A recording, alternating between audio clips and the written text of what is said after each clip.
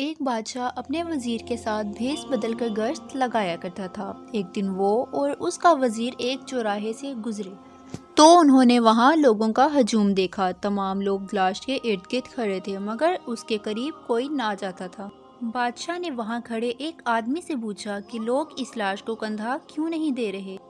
تب ایک آدمی نے بتایا کہ لوگوں نے اسے ہر رات شراب خانے اور بوڑھی بیوہ کے گھر باہر دیکھا ہے، اس لیے اس کے غلط کردار کی وجہ سے اس کو کوئی کندھا نہیں دے رہا۔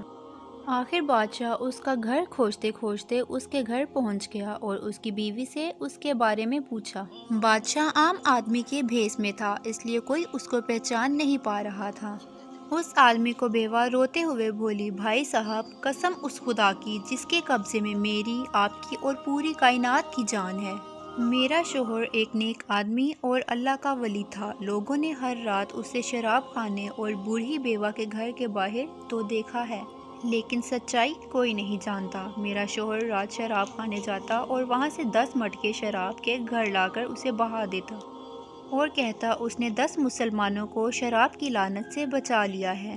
اس کے علاوہ وہ بوڑھی بیوہ کے گھر جاتا اور اسے ہر روز تھوڑی سی رقم اور کھانا دے دیتا تاکہ وہ اپنی جائز ضروریات کے لیے کوئی غلط کام نہ کرے۔ وہ بوڑھی بیوہ اسے اپنا بیٹا مانتی تھی۔ میں ہر دفعہ اسے کہتی کہ اگر تمہارا یہی طریقہ رہا تو کوئی تمہاری لاش کو کندھا نہیں دے گا۔